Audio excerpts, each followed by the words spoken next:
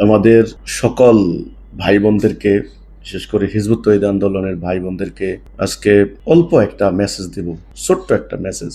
আমি জানি পুরো জাতির মধ্যে এই কথা বলে কোনো লাভ নেই। আমার হিজবুত তৌহিদের ভাই বোনদেরকে আমি এই মেসেজটা দিতে চাই। এই যে মেয়েটা রামিসা, এই মেয়েটার ছবি আমি আজকে অন্তত বহুবার দেখেছি। মেয়েটা তাকিয়ে আছে, তার গলায় কাপড় পেঁচানো, জবাই করা, মাথা আলাদা ছিল, পরে একত্রিত করে তার ডেড বডিটা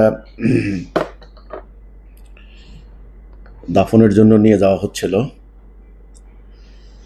তো তার বাবা কিন্তু বারবার বলছিল যে বিচার হবে না, বিচার চেয়ে কোনো লাভ নেই। আমি হিজবুত তৌহিদ আন্দোলনের ভাই বোনদেরকে বলতে চাই, এই যে আমি আর্তনাদ করছি, চিৎকার করছি, আমার এই আর্তনাদের ভাষা অন্যরা বুঝবে না, আমি জানি। ধর্ম ব্যবসায়ী যারা, তারা বুঝবে না। এই কথাটাই তো আমি বলেছিলাম যে তোমাদের সমাজ বিনাশ হবে, তোমাদের ঘর অশান্তি হবে, তোমাদের মায়ের বুক খালি হবে, তোমরা নির্মম নিষ্ঠুর নির্যাতনের সম্মুখীন হবে, যেটা তোমরা কল্পনা করতে পারবে না। এমন এমন ঘটনা ঘটবে, তোমরা সহ্য করতে পারবে না, তোমাদের দৃষ্টি ক্লান্ত হয়ে যাবে, তোমরা পাগল হয়ে যাবে। এটা ঘটবে। কেন ঘটবে জানো?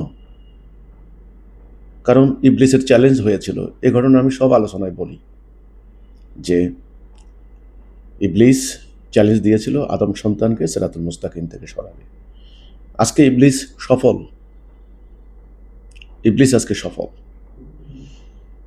সে এই ঘটনা ঘটাচ্ছে। এখন আমি জানি না হিজবুত তৌহিদের ভাই ও বোনেরা, আমরা বলেছিলাম, অঙ্গীকার করেছিলাম যে মানুষের শান্তির জন্য আমরা লড়াই করব, জিহাদ করব।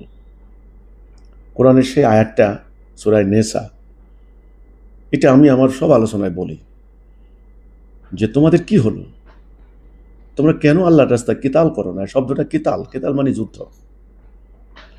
আল্লাহর রাস্তায় যুদ্ধ করো না, কিতাল করো না, জিহাদ করো না। নির্যাতিত নারী শিশু আল্লাহর নিকট ফরিয়াদ করছে, আল্লাহ এই জালেমদের এই জনপদ থেকে আমাদেরকে রক্ষা করো, তোমার পক্ষ থেকে সাহায্যকারী পাঠাও। আমার মনে হয় রামিসা ধর্ষিত হওয়ার আগে বা তাকে জবাই করার আগে এই ধরনের একটা আত্মচিৎকার ছিল তার। কারণ বাইরের থেকে শুনছে লোকেরা বাঁচার জন্য। বাচ্চা মানুষ কতই বার চিৎকার করতে পারে সে। এখন আমার কথা হলো, হিজবুত তৌহিদের ভাই ও বোনেরা, জাহিলিয়াতের সময়ও কিন্তু এটা হতো। রাসূলুল্লাহ যখন আসছেন তখন রসুলের সমাজের চারিদিকে এই ঘটনাগুলি ঘটত অহরহ। তখনও রসুল নবী হিসেবে ঘোষিত হননি। এই সমাজের এই অরাজকতা দেখে তিনি অস্থির হয়ে যেতেন। তিনি হেরা গুহায় গিয়ে একান্তে, এই যে আমরা বলি সাধনা, ধ্যান, আসলে তিনি নিজেকে নিমগ্ন করতেন চিন্তায়, ফিকিরে, কিভাবে মানব জাতিকে মুক্তি করা যায়। সেটা আল্লাহ যখন ওনাকে সত্য দিলেন, হেদায়া দিলেন, রাস্তা দিলেন, মুক্তি দিলেন, দিন প্রতিষ্ঠার পথ দেখালেন, তিনি সেখান থেকে বেরিয়ে এসে মানব জাতিকে তাওহীদের দিকে ডাক দিলেন। তার পরবর্তী ওনার 23 বছরের নবুয়তি জীবন একবার দেখেন না, সংগ্রাম, লড়াই, লড়াই, লড়াই। ওনার সাহাবীরা, উনি রক্ত দিয়ে, খেয়ে না খেয়ে, গাছের লতা পাতা খেয়ে সে জাহিলি সমাজের একদম পরিবর্তন করে দিলেন, উল্টাইয়ে দিলেন। আমরা তো সেই লড়াইয়ের শপথ করেছিলাম। হিজবুত তৌহিদের ভাই ও বোনেরা, অন্যদের প্রতি আমার এই আহ্বান নাই। অন্যরা আমার এই আহ্বানের মর্যাদা বুঝবে না। তারা হয়তো কেউ বিরোধী দলে রাজনীতি করে, এটাকে রাজনীতির হাতিয়ারে ব্যবহার করবে। আল্লাহ দেখবেন, সরকারের পদত্যাগ চাইবে, কিন্তু রামিসার জন্য কিছু না। কেউ বিশ্ববিদ্যালয়ের সামনে মিছিল করবে, মশাল মিছিল করছে, উত্তাল, মিডিয়া টকশো হচ্ছে, বিচার চাইবে। কিন্তু রামিসার কি হবে? রামিসাদের কি হবে? লক্ষ্য রামিসার কি হবে? হবে না। যতক্ষণ এই জাহিলি ব্যবস্থা, মানবরচিত ব্যবস্থা, মানুষের তৈরি বিধান কায়েম থাকবে, ততদিন শান্তি আসবে না। আমি হিজবুত তৌহিদের ভাই বোনদেরকে বলতে চাই, এই নিষ্ঠুর, নির্মম, পৈশাচিক ঘটনা যদি আপনার পরিবারের বেলায় ঘটত, আপনি কি করতেন? আপনি কিভাবে ঘুমাতেন? আপনি কিভাবে খাইতেন? ওই রামিসার বাবার আর্তনাদ দেখেন। উনি খালি একটা কথা বলছেন যে আমার মেয়ে আমার 100 বার ফোন দিত দৈনিক, আমার বুকে ঘুমাতো।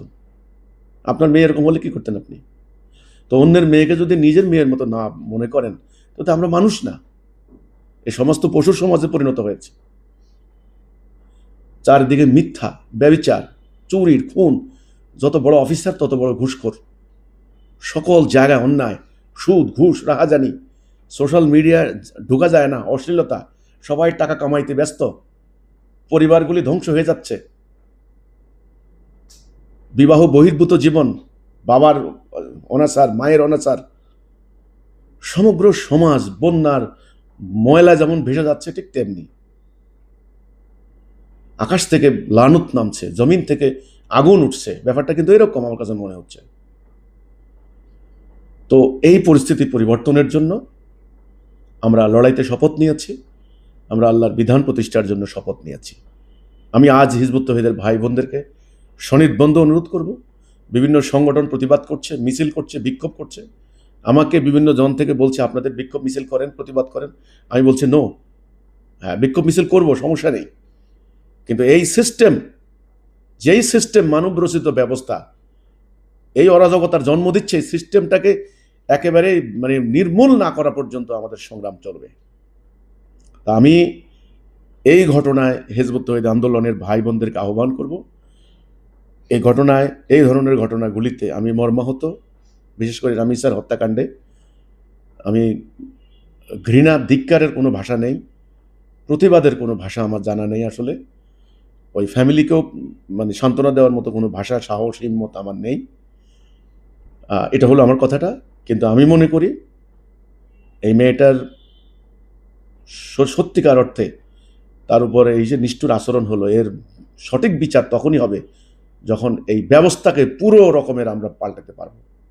এটা হলো আমার কথাটা।